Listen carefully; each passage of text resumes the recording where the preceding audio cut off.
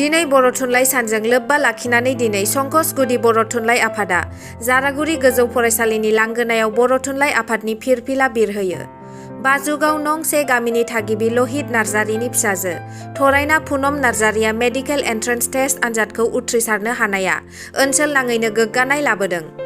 दिनैनि गोथार बर' थुनलाइ सानजों लोब्बा लाखिनानै संकस गुदि बर' थुनलाइ आफादा गोग्गानायजों थरायना पुनम नार्जारिखौ बरायदों आरो आर'नाइ आरो अननायनि सिन होनानै जारागुरि गोजौ फरायसालिनि गोरायुं हाकिम थरफदारनि आखाइजों मान बावो।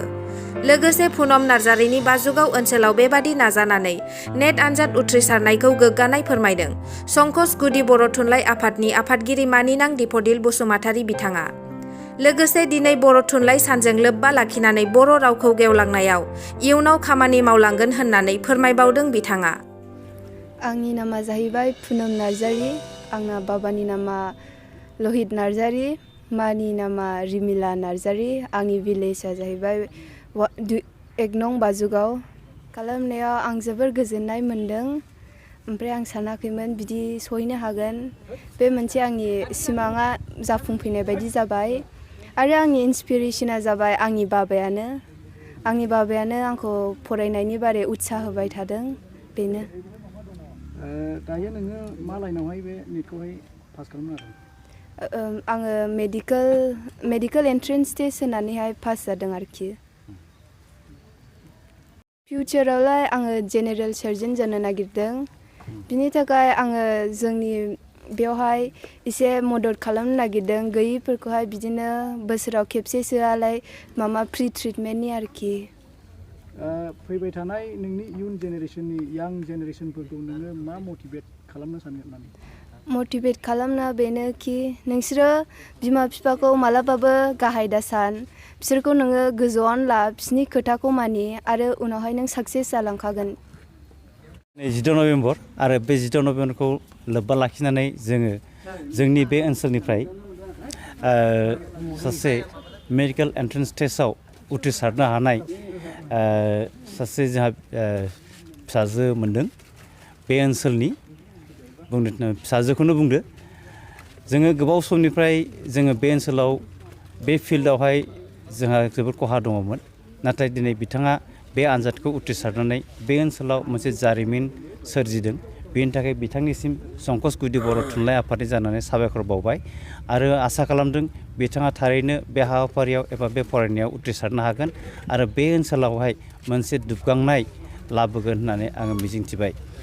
बे हाबाफारिखौ मावफुंनो हानानै संकस गुदि बर' थुनलाइ आफादा जोबोद गोजोननाय मोन्दों आरो बेबायदिनो जोङो बेल' नङा, जों गुबुन गुबुन बोसोरावहाय 16 नभेम्बरखौ लोब्बा लाखिनानै बे ओनसोलाव जाफुंसारनो हानाय जेसेबां फरायसुला एबा फरायसुलिफोर दङ, जायफ्रानाखि फार्स्ट डिभिजन लानानै एबा डिस्टिंसन लानानै पास खालामो, जों बिथांमोननो बेबायदि मोनसे फेलिसिटेसननि हाबाफारिखौ जोङो मावो।